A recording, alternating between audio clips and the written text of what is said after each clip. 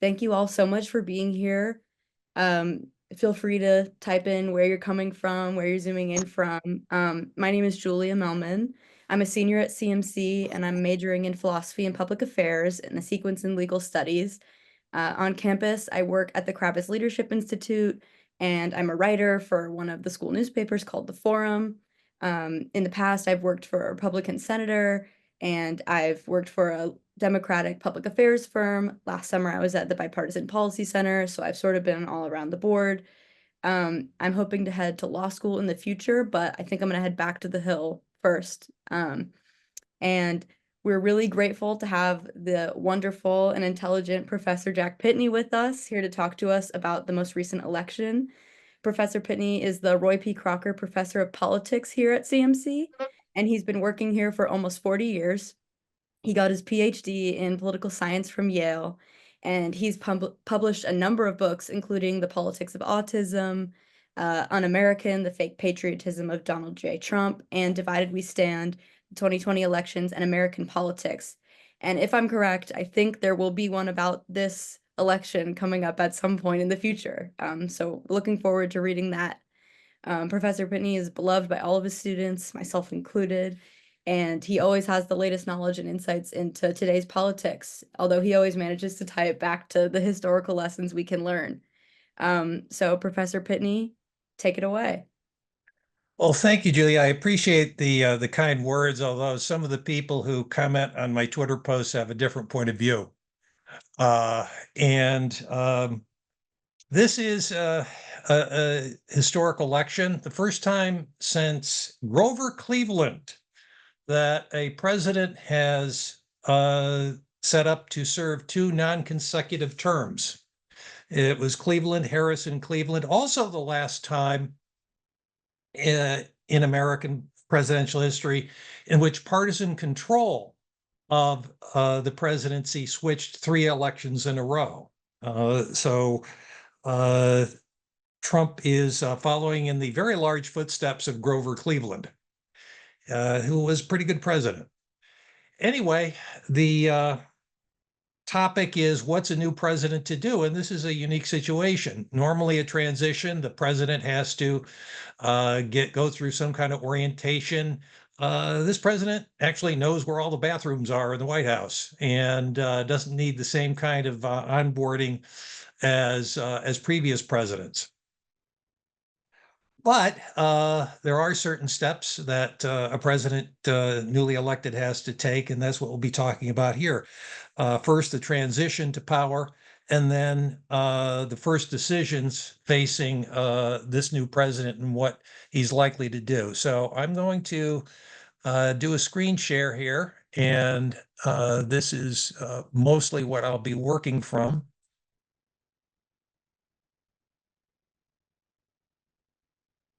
There we go. So I hope everybody sees that.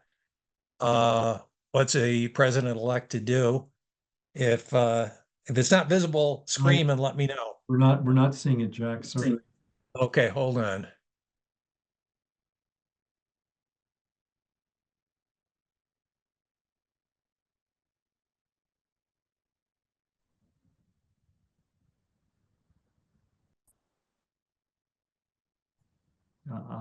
Now we see our future history. Okay, does everybody see that now? Okay, what's the president-elect to do? Okay, when you talk about the transition itself, the bureaucracy that does that is the General Services Administration. That's the outfit that's in charge of all the administrative aspects of the executive branch. And in the weeks ahead, they provide office space, support services to the president-elect and the vice president-elect. So Trump's going to get some office space. Vance is going to get some office space in addition to, in the case of Vance, in addition to his current Senate office. I don't know if a plan has been set as to when he's going to resign from the Senate.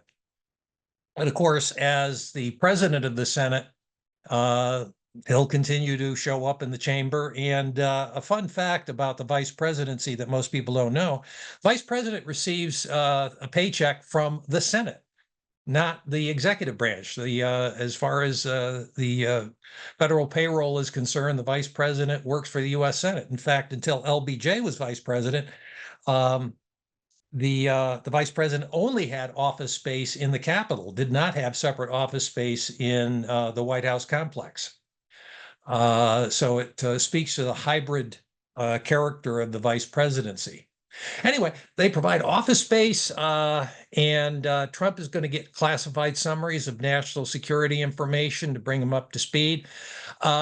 In his first administration, he was kind of reluctant to read the detailed PDB, President's Daily Brief, and relied more on oral briefings. Different presidents have different styles in that regard.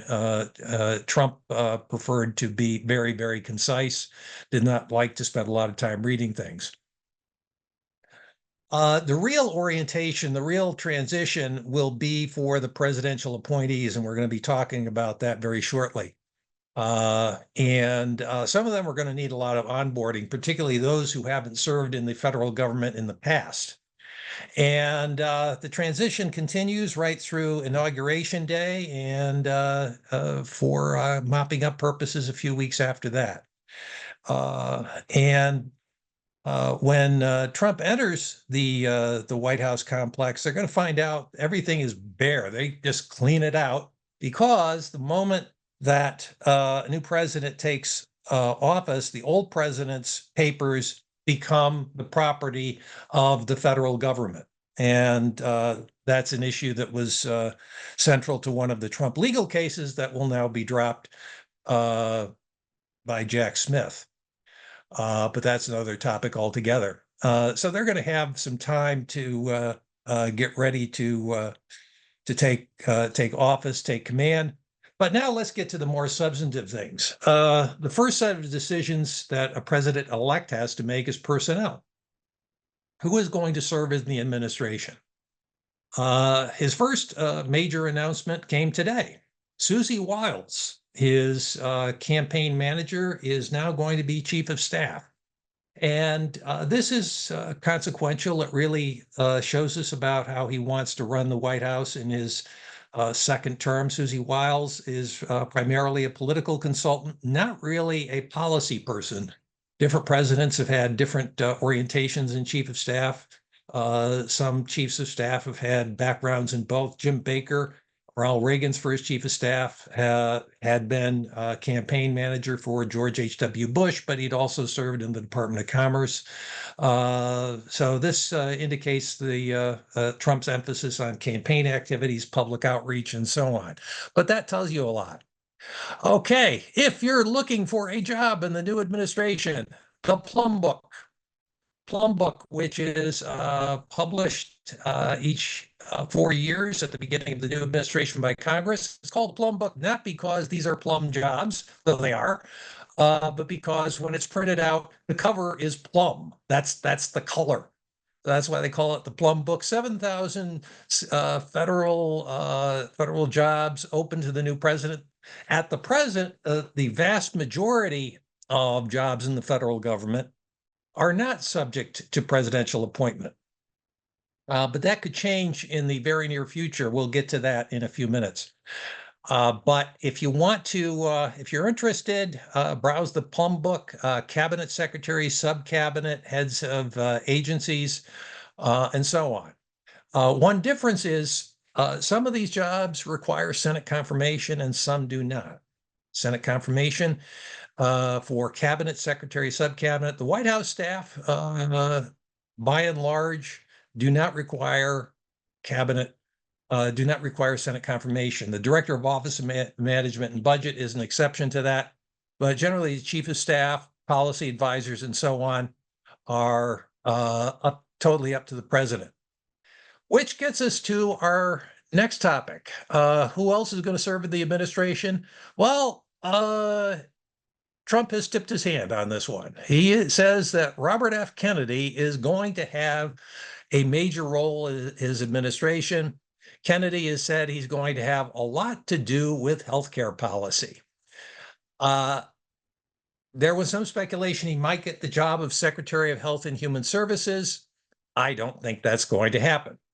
Even with a Republican Senate, and right now it looks like the Republicans are going to have at least 53 seats. But even with 53 seats, there are some people who are not confirmable. And if anybody is unconfirmable, is Robert F. Kennedy Jr. For one thing, he's a convicted felon, heroin possession. And he got a brainworm from eating roadkill, which some people might say is not the best qualification to be Secretary of Human Health and Human Services. And many of his media appearances have not gone well. Let us see an example.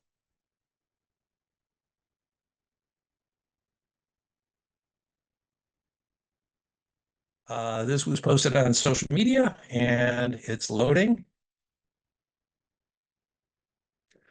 Kennedy is an extremely controversial figure, and he is not beloved by scientists, and this will show you why.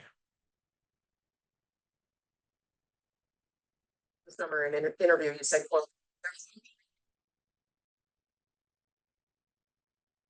Okay, can everybody see that? Is everybody seeing and hearing it? We can see it, we can't hear it, Jack. Okay, hold on. We heard it for a moment. Okay.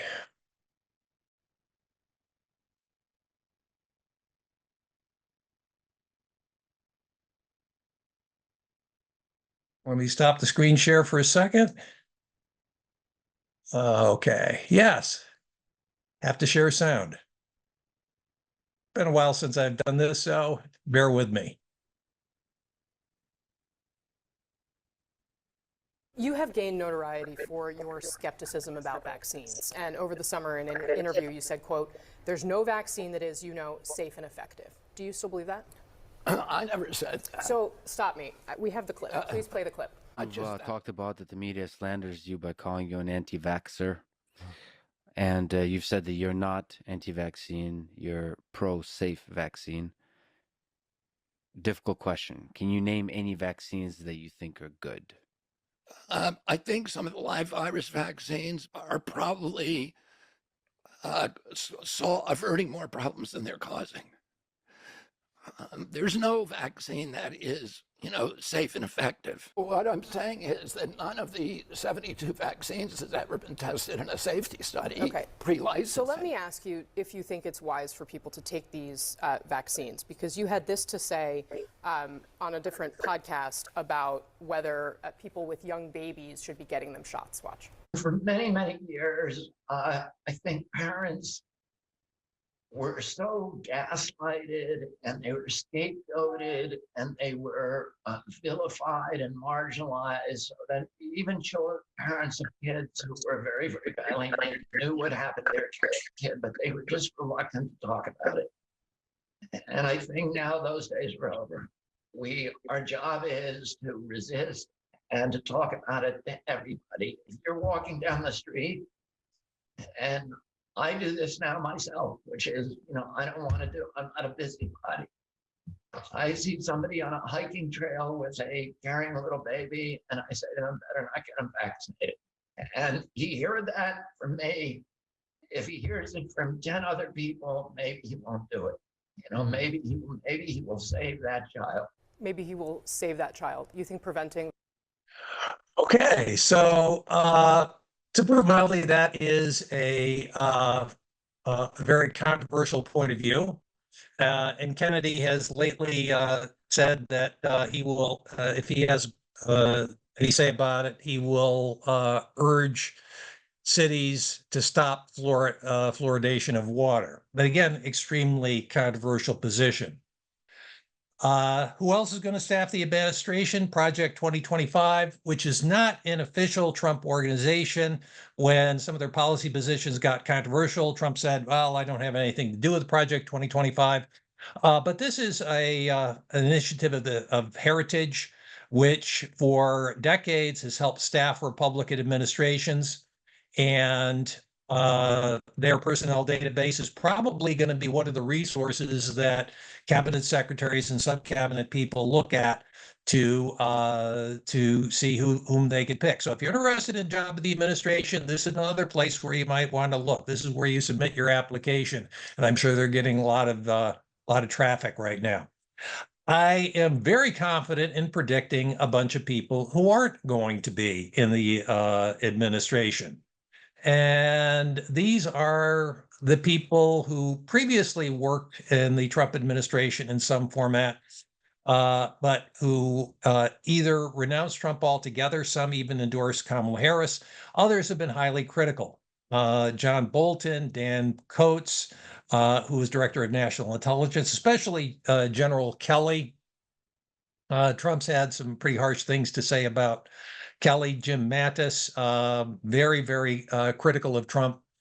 Don't expect them to be in a Trump administration. And that's going to be a bit of a problem because there are a lot of highly experienced people on generally Team Red, the Republican side or conservative side, who see, who witness what happened to these folks, who witnessed their disillusionment. And some of those folks are going to be reluctant to join the administration. Nevertheless, in the end, every job is going to get filled. Washington is full of ambitious people, and they will find people to fill those jobs. I said before with the Plum Book that most of the jobs in the administration aren't subject to presidential approval. They work for the civil service, but there is potentially an exception to this. Schedule F. This was embodied in a executive order that Trump issued at the end of his first administration. And this is converting a bunch of jobs in the bureaucracy to essentially political appointments. And this, if Trump reissues this and it survives any kind of judicial challenge, this is fundamentally going to change the bureaucracy. Now, 2 points of view on this. If you're critical of Trump, this is a takeover. This will remove the protections of scientific expertise and professional ethics that the Federal Executive Service has adhered to for many years. If you're supporting it, you say, look, the Article 2 of the Constitution says the executive power is vested in a president of the United States. And if we want to be faithful to that, you have to allow the president a great deal of discretion over the people who work in the executive branch. So I'm sure that will be a great debate topic in speech and debate for the next year or so. Okay, so what are things that Trump can do unilaterally on his own? And the answer is a lot more than a lot of people think. Trump has talked about tariffs. Trump is a big fan of the late 19th century when most of federal revenues consisted of tariffs. And some people who have a background in economics, who are very critical of tariffs, who point out that Americans pay tariffs. They're not paid by foreign countries. Importers pay tariffs and pass that cost along to consumers. They might take reassurance, well, Congress will never approve that. Well, Congress doesn't have to approve it. Congress has delegated an enormous amount of power in this regard to the president. So if Trump wants to impose very heavy tariffs on other countries, he can do it. He has that legal authority. And if you're interested, this is my blog, and this goes through the chapter and verse on the laws that give the president that authority. 2 points of view on this. Some would say this is going to raise prices on lots of goods that Americans buy, worsen inflation, start a trade war. Other people say, look, this is a negotiating ploy. This is a classic Trump negotiating ploy. He waves something that sounds horrible, and then that's his leverage to get trade concessions from other countries. How's it going to work out? Well, we'll see, and probably very early in the administration, because Trump says tariff is the most beautiful word in the English language. He's probably the only person who ever says that, but That's what the way he's talking about. So we'll see if it's actually intended as a revenue raiser or as a leverage point in trade negotiations. Deportation. He has recently reiterated that as soon as he gets in office, he is going to have massive deportations of undocumented aliens. Does the president have the power to do that unilaterally? Yes, he does. And one of the legal authorities goes back to 1798, the Alien Enemies Act. Which the president can invoke in times of declared war or when a foreign government threatens or undertakes an invasion or predatory incursion of against U.S. territory. The question is, does a surge of undocumented immigration fit that category? Well, we will probably get a test of that, but this is something that that Trump is going to try. One check on this is what do you do with the people you deport? They have to go somewhere. Trump is talking about deportation camps. That costs money, and that might require an appropriation from Congress. Or if you send them to other countries, the other countries have to make arrangements to accept them. That might be difficult to arrange. Those are practical problems that may limit Trump's ambitions in this regard. But the basic point is, legally, he has really broad authority to do this unilaterally. Again, how it works out in practice is another issue. Pardons. The presidential pardon power is essentially unchecked. The President of the United States has full authority to pardon anybody in federal custody. The president can't pardon in case of the state conviction. He couldn't pardon himself in the New York case in which he was convicted. He can't fix your parking tickets unless they're in the District of Columbia. But if you're in federal custody, if you've had a federal conviction, he can wipe it out. And I'm sure that a lot of the January 6th prisoners are very eager, awaiting their own pardons, and he has indicated he is going to pardon them. He may pardon lots of other people too. And there is nothing that Congress can do about it. This is a plenary power, and once it's done, it's done. During the first administration, Trump issued a lot of highly, highly controversial pardons, and expect that to happen very early in his administration. And that is an unchecked power. Prosecutions. If you read Project 2025, again, not an official document, but gives you some indication of what they're thinking of, there's a clear indication that they want to bring the Department of Justice under political control, including the FBI. And Trump has talked very candidly about retribution, about giving to his political enemies what he regarded as the persecution that he himself has faced. Even if prosecutions and investigations don't end in a conviction, this is a sobering prospect for the people who are in the crosshairs. And I'm sure there are some lawyers on this call, and they can attest that if you are under federal investigation, you have to pay a lot of money to lawyers. And some of the people who are targets aren't people of particularly vast means. So this will put the fear of God into them.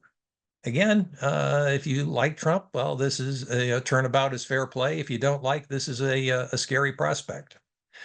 Okay, let's talk about foreign policy. As we all learned in Gov 20, the president has an enormous leverage in foreign policy. And a couple of issues are of immediate concern. The first is Ukraine. Trump has said that as soon as he takes office, he will settle the war. Again, is that a good thing, bad thing? Most people like the idea of settling wars, but if you're a supporter of Ukraine, that is an ominous prospect that he is going to negotiate with Putin, that the Ukrainians will have to give up a large chunk of their country in order to stop the war. That is, I think, pretty likely to happen. NATO. Congress passed a law in response to reports that Trump repeatedly told John Bolton, former national security advisor, that he wanted to leave NATO. Trump has said that other countries aren't paying their fair share of NATO burden. And he talked privately about leaving NATO. Congress approved a bill that purports to forbid presidents to do that. I don't think this would be much of a check on Trump. One, the president could quiet quit NATO. That is, without formally exiting NATO, simply stop supporting its operations, taking part in NATO meetings, and so on. Trump could also challenge the law on constitutional grounds, and his argument would not be trivial. One could make a plausible argument that this law is constitutionally questionable. So if Trump wants to leave NATO, whether it's officially or de facto, that's something that's going to happen. And we'll see how that happens, whether that is another negotiating ploy, whether it's just his way of getting leverage over the other NATO countries to step up their defense spending, or whether he really wants to leave. And then there are the things that a president can propose to Congress and requires and will require congressional approval. The Democrats have lost their majority in the Senate, that's for sure. There's still a race outstanding, but they will have a real majority in the Senate, 53 seats at least. And the House at the moment hasn't been called. It looks likely that the Republicans will maintain their narrow majority, maybe even have a net gain of a seat or two. So you're going to have Trump majorities in both the House and the Senate.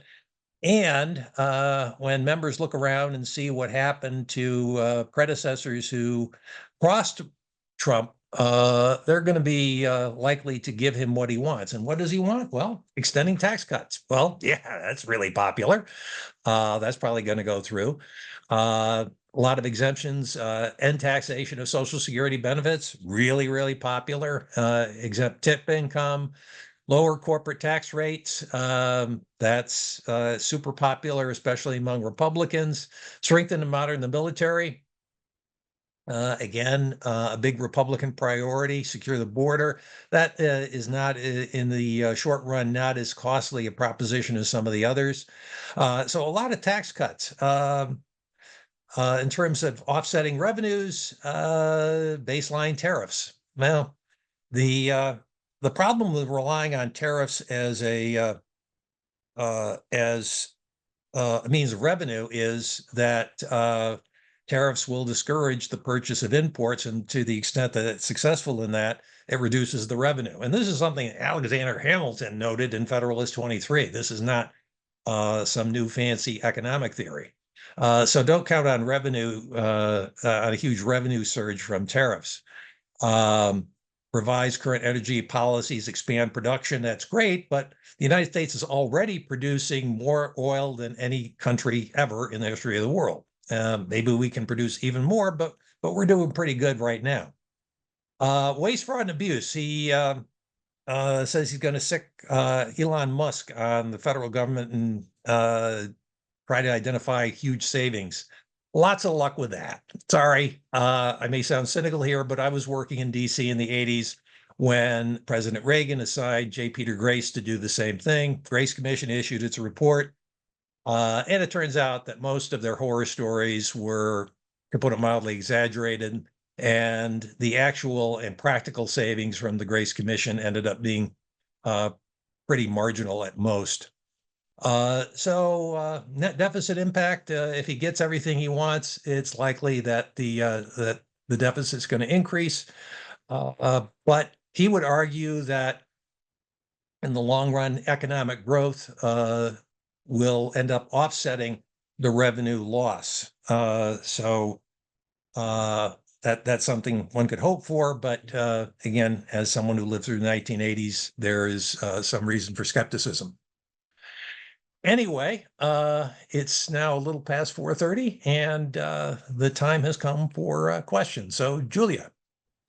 Thank you so much, Professor. That was really insightful. We definitely have a few questions. Feel free to keep sending them to me or to Rebecca. The first question is, how much of the Trump proposed tax cuts do you think will actually be passed if there's a red sweep? I think most of them. I mean, tax cuts are really easy to vote for. If you're a politician, if you are a Republican politician, you love to cut taxes. If you're a Republican politician, if you're awakened in the middle of the night and you ask the person, what do you want to do? Cut taxes. Okay, that's really been that's really been at the core of Republican domestic policy since the late 1970s. I could spend at least an hour or two telling you the history of that about Jack Kemp and Heritage and the Kemp-Roth bill, but by that time it would be past everybody's bedtime. So I'll just say, yeah, they're going to get, if Trump wants tax cuts, he'll get tax cuts. And then another question is that Gavin Newsom recently announced a special session to oppose any potential Trump policies. And so what is your reaction to this? And is this an opening gesture for him to enter the 2028 political race or presidential race? And what do you think this implies Okay. politically? One thing Gavin Newsom will never admit, and I absolutely guarantee you it's true, that the moment that Kamala Harris conceded, he looked and said, thank you, God. Because if she had won, he would be looking at least 8 more years until he got a chance to run for president. And maybe not even that. This way, he could try for the presidency in 4 years. Whether he succeeds, whether the Democratic Party is going to nominate 2 San Francisco liberals in a row, that's a trickier issue, but that's for the future. As far as a special session to oppose Trump, that's largely symbolic. There's not that much the state government could do.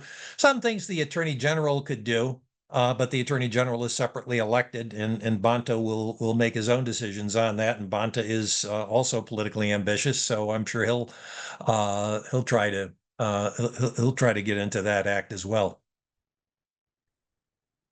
Definitely. So one question that we're getting pretty frequently is, what do you think are the most impactful changes, so that's positive or negative changes, that Trump will affect, that will have the biggest long-term impacts, that will be difficult to undo, aside from judicial appointments, someone says, and also especially in California, if this has any specific California implications? Okay. Very specific to California, look at EPA, look at the Department of the Interior. I think you're going to see a lot more emphasis on energy production and a lot less on environmental issues, a lot less on climate change. I seriously doubt that the climate change initiatives at Department of Energy, Department of Interior, EPA, I doubt that they will continue. Keep an eye on who gets those jobs. So that is potentially an important issue for California. Climate change is real, and climate change has immediate impacts in California. As anybody who's a homeowner and has been dropped by your carrier because of increased wildfire risk, that's a real thing. So that's something that's consequential for California. On the upside, a lot of affluent Californians are going to get a tax cut. And so that's a plus for those who benefit from that. In terms of entrenchment, in terms of things that will be long lasting, deficit reduction has never been a priority for Trump. It just, sometimes he talks about it, but in his last State of the Union before the pandemic, he didn't even mention the words deficit or debt. sooner or later, the debt, which is now hovering around 100% of gross domestic product, could be a problem, if only because interest in the debt is becoming a larger and larger share of federal spending. And there's at some point a potential for a spiral. Whether something disastrous happens in the next 4 years, I will leave that to the macroeconomists. But that's something that will have a lasting impact. So if we want to get to a balanced budget, future administrations are going to have a difficult time. Absolutely. I think one of the questions that's on everyone's mind is that lots of people expected this race to be quite a bit closer than it turned out to be, especially in the presidential election, but also in the House and in the Senate. So what factors do you think led to this more clear-cut outcome? And why are the pollsters getting it wrong? And why is polling becoming increasingly more inaccurate and difficult? Well, it's a great question, and I've actually given two lectures at the Ath about this very subject. One very specifically about polling and election models, and the other more broadly on the election. So the short answer is polling is difficult because they used to poll by calling people, but now that everybody has a smartphone, people don't answer calls from stranger, and the response rate is literally down to 3%. And pollsters have to supplement that with online polls, but it doesn't take a genius to figure out not everybody's online all the time. So that throws the polls off. Really, really hard to do. It's amazing that they do as good a job as they do. That at least it's within 5 points or so. What I gave in my lecture on Monday night is because of this, I said, look, I can't predict this election. I don't know what's going to happen for sure. So I laid out 3 scenarios: clear Trump victory, clear Harris victory, and something close to a deadlock. Well, it turns out the first scenario was right on the money. I developed a map of how the 50 states would go in a clear Trump victory, and the only one I missed was Virginia. The other ones laid out exactly as I thought they would. So the underlying reason for Trump's triumphs is this. There's a lot of dissatisfaction in the United States generally, and has been since the turn of the century. If you look at the Gallup poll, Gallup asks, are you generally happy with the way things are going in the United States right now? Are you satisfied with the way things are going in the United States right now? For most of the 21st century, that has been historically low, and particularly in George W. Bush's second term, with Iraq, with Katrina, then with the Great Recession and the financial crisis, those numbers cratered, and they really have never recovered. So people just in general are ticked off.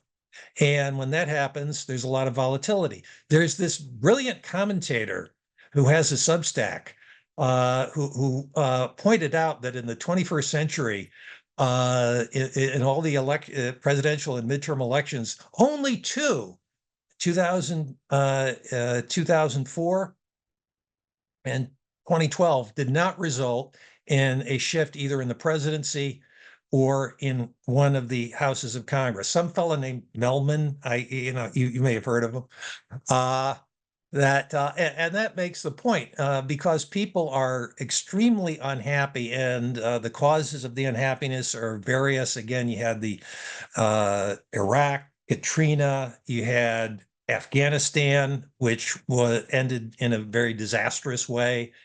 And perhaps most of all, you had the pandemic. It's not just all the people who died, but you have long COVID, you had the long-term impacts of the closures, the school closures, and all the learning loss that happened as a result of that. Those ripple effects are still with us. And so we've had a series of elections. In 2016, Trump loses. I'm sorry, in 2018, Democrats take control of the House. 2020, Trump loses. 2022, Republicans retake the House. And 2024, Trump wins and with the trifecta. So this is, people really are unhappy with elites, experts, institutions, academics, and Trump has a unique way of appealing to this sentiment. Now, how it plays out in the future, if people are still this ticked off, Democrats have a pretty good chance of coming back in the 2022 midterm, but that's a long ways away. One of the things that people are wondering about, people are asking about foreign policy a little bit more, and more specifically, if there's anything you think that Trump will do to try to alleviate conflict in the Middle East, and if so, what that might look like, and if not, why? Uh, Great question. Difficult. Trump is very closely aligned with Netanyahu, and he got support from Arabs in Dearborn. I'm not certain that they're going to like policies he actually pursues. Trump is very much aware that polls of Israelis found that the vast majority of Israelis supported him, not Harris. So as far as resolving the conflict, I don't know if he's going to be able to advance that. Then again, I don't know if Harris would have been able to do that either. That is a really tough one. There are just limits on what the United States can do. And I think we're going to see that in the Middle East in the next couple of years. I tend to agree. Do you think that Trump will pressure the Senate to end the filibuster? And do you think because they'll probably have around 53 Senate seats, do you think he would have the votes to do it?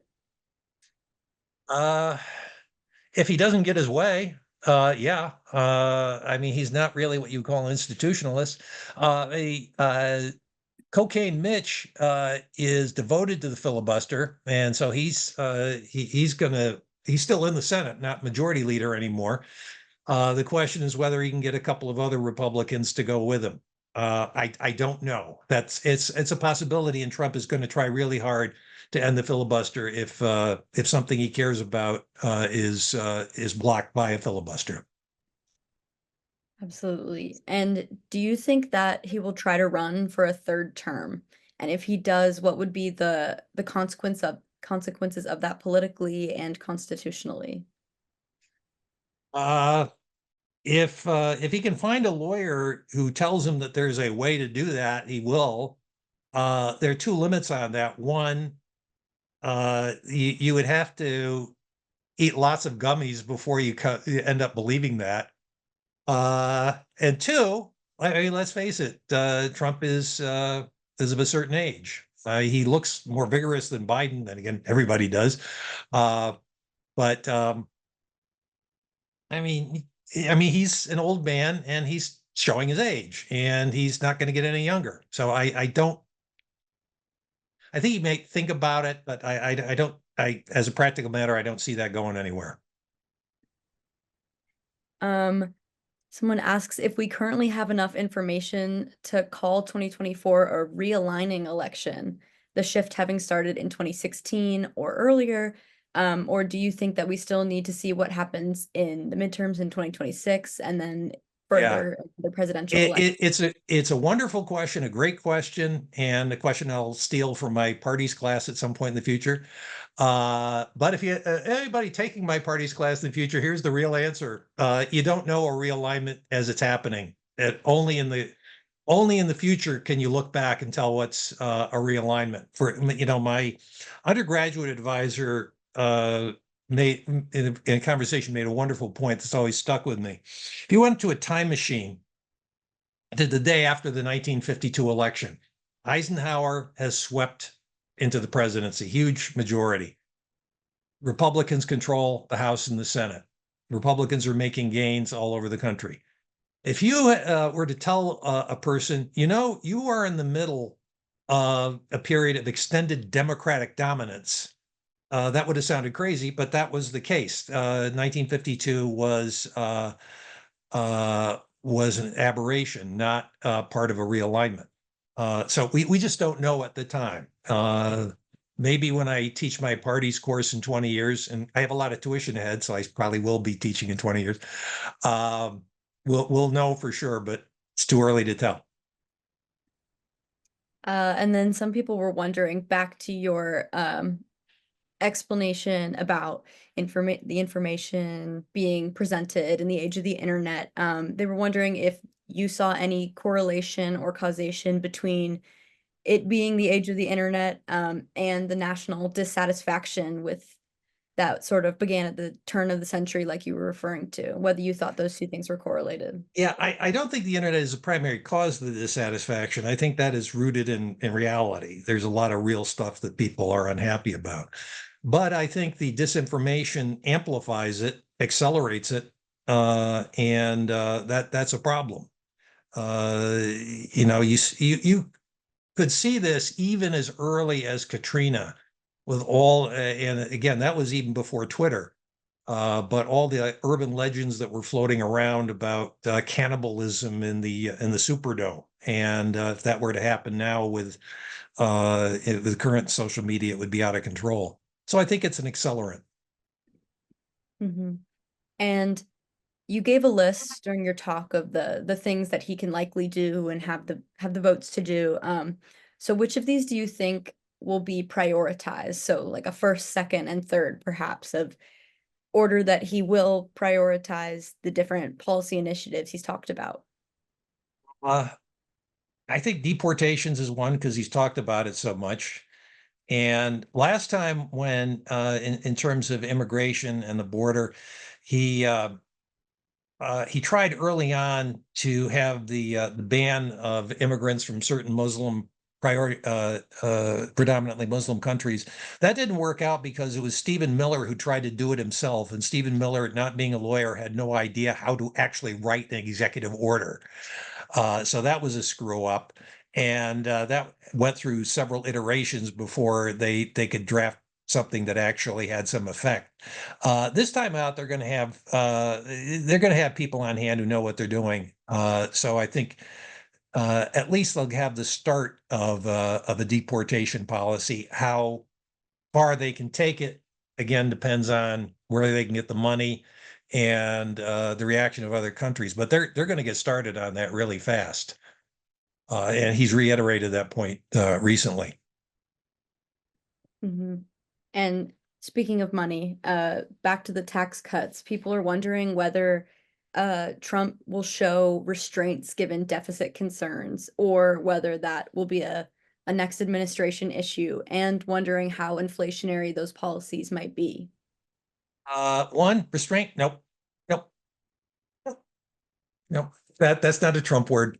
He won't be restrained.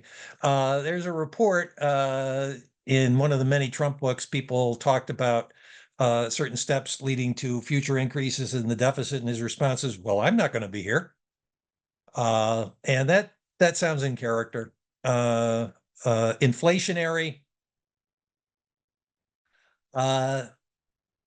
Possible, but perhaps there's been some overemphasis on the impact of fiscal as opposed to monetary policy in inflation. But that gets into the. I'll leave that to the macroeconomists. I don't want to. I don't want to veer too far out of my lane. And then I think people are looking towards the future a little bit, and for both parties are wondering, what the future of the party looks like. So on the Republican side, assuming Trump does not run again in some way, would J.D. Vance immediately become the Republican candidate, or would that be a Nikki Haley comeback? And on the Democratic side, will Kamala be the next nominee, or do you see anybody else as a potential and maybe more effective leader? Great question. On the Republican side, Vance would be the logical successor, particularly if Trump decides to step down early. Again, given his age and beginning the signs of decline, that's a possibility. But there's a lot of ambition in the Republican Party. I'm not sure about Haley. Trump would do things to sabotage her, so I don't see that happening. Democratic side, I don't think Kamala Harris is going to run for president again. There's speculation she might run for California governor. But there's also a long list of people lining up for that job too. So I'm not sure that's she would not be a shoo-in for that. You've got Eleni Kounalakis, who has a lot of money behind her. Rick Caruso might run for it. So I don't know that she would be a lock for that. Mm-hmm. And one of the things that people have been discussing is the role of gender and of race Yes. in this election, and wondering how you think these factors have influenced the decisions people have made, particularly within particular subgroups of people. Yes, I saw that question come in from my former thesis advisee. Hi, Tatiana. I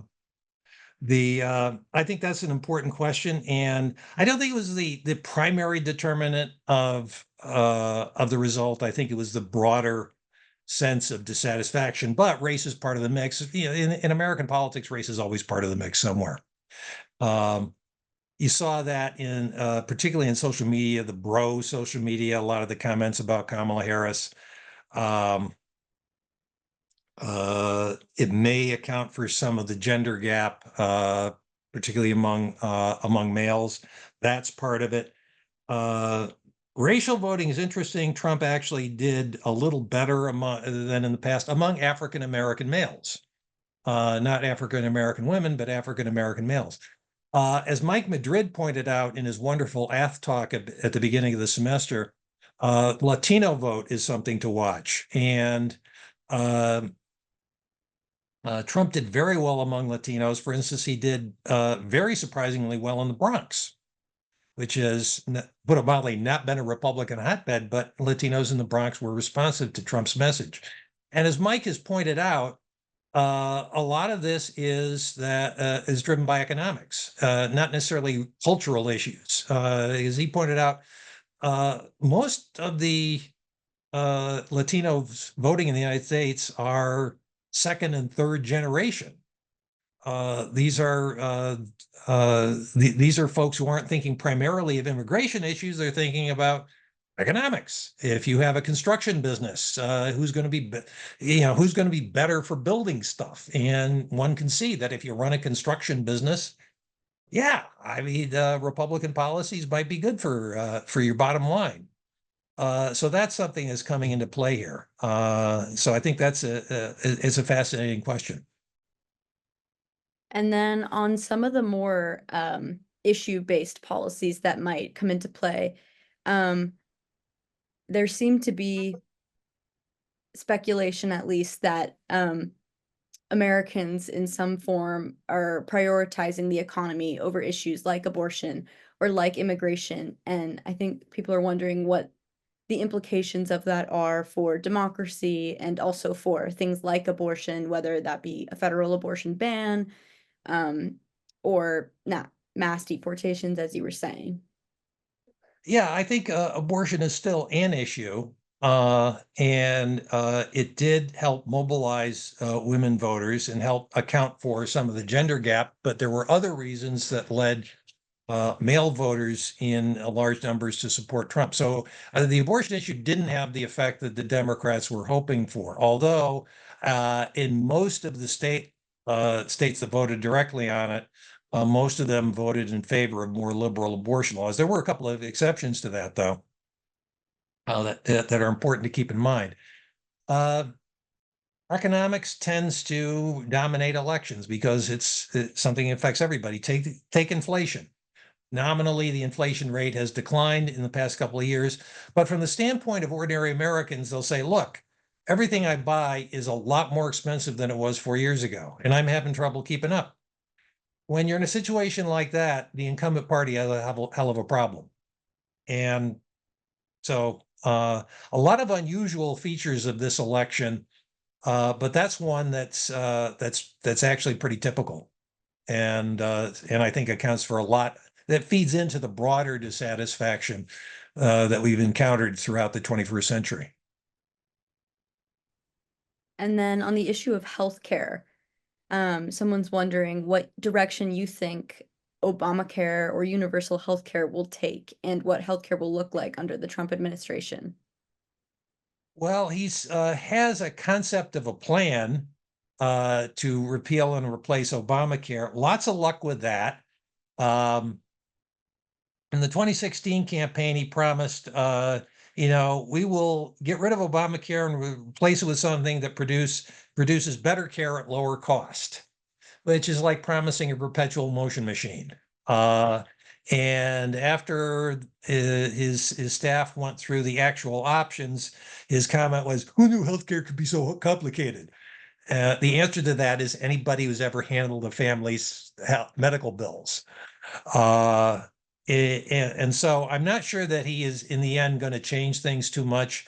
Public opinion on Obamacare shifted radically over the years. Originally, it was a tough sell for Obama, in part because he oversold some of its benefits. That was a mistake. But now and a lot of it was loss aversion. People tend to get nervous about changes in the status quo. And that was a big source of opposition to Obamacare. But now, 14 years later, it is the status quo. People rely on it. A lot of people who don't have any other health care rely on Obamacare for that. And more particularly, and Professor Rose can talk with more authority than I can, the expansion of Medicaid has been very important at the state level.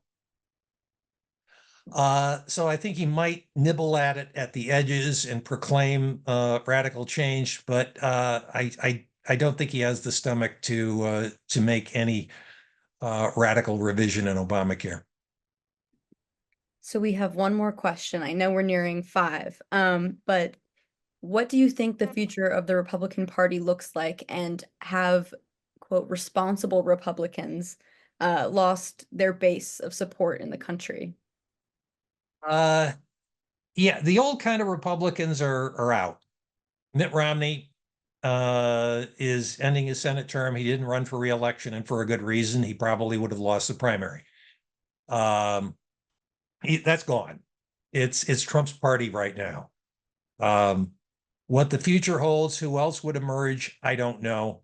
But it's not gonna. It's for the next few years anyway. The idea that you're going to return to the John McCain, Mitt Romney, George W. Bush Republican Party is delusional. It's just not going to happen. Members of Congress know that if they part company with Trump on anything important, they'll get primaried and they'll lose. And that is an important constraint. So if you like Trump, that's your party. If you don't like Trump, the Republican Party isn't going to change much in the next few years. And on that happy note, thank you so much for talking to us, Professor. You had really wonderful insights, and I know I feel like I learned quite a bit. I just wanted to give a shout out to a few different events that are coming up. So in February, on the weekend of the 15th, so the 15th through the 17th is CMC Family Weekend. So we'd love to see you there. And then Alumni Weekend is in June, so June 5th through June 8th. And then thank you so much to CMC Connects for hosting this really lovely event. I just wanted to shout out the next event, which is in December, on December 10th. And that's about the power of diversity and diverse groups in the workforce. And I'm sure we'll have a lot more to say about the election then as well. But for now, Professor, thank you so much. It was really lovely hearing from you, talking to you, and thank you so much, everyone, for coming. Thank you.